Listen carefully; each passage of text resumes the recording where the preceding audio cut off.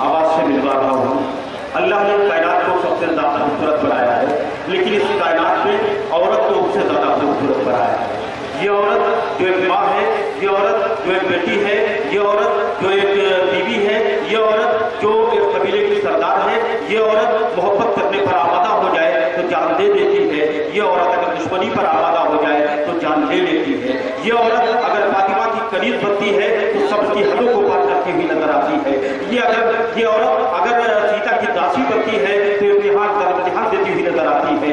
ये औरत अगर मरियम की कनीज बनती है तो अपनी तहारत को अपने दामन में समेट लेती है। ये औरत अगर ज़ैनब की कनीज बनती है तो दुनिया की तमाम तारीख को बदल कर रख देती है।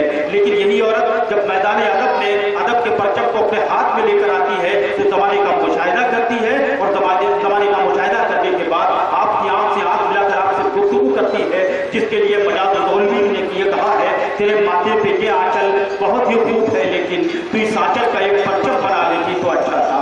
अदब के उस परचम को अपने हाथों में लेकर एक ऐसी शायरा इस वक्त मुल्क में बैरूनी ममालिक में घूम रही है। इस वक्त मैं गुजारिश करना चाहता हूँ मोहतरमा निखत अफरोही साहिबा से, आइए तालियों से इस्तकबाल करिए और ये बता दीजिए मोहतरमा निखत अफरोही साहिबा माइक पर।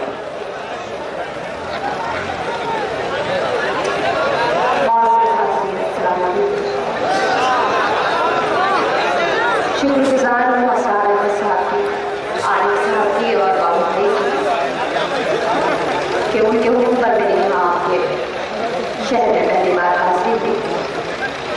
वसीम अहमद साहब तशरीफ फरमा है, सदर मोहतरम की भी इजाज़त चाहती हूँ और डॉक्टर चैनल आपका इस मुशायरे को कवरेज कर रहा है, उन्हें भी मुबारकबाद देती हूँ कि वो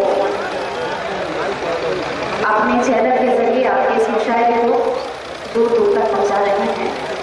चार दूसरे बेटी के हवाले से पढ़ना चाहती हूँ, बताओ खास सवाल कीजिएगा। खुशी के ख्वाब को ताबीर के सांचे में ढाला है,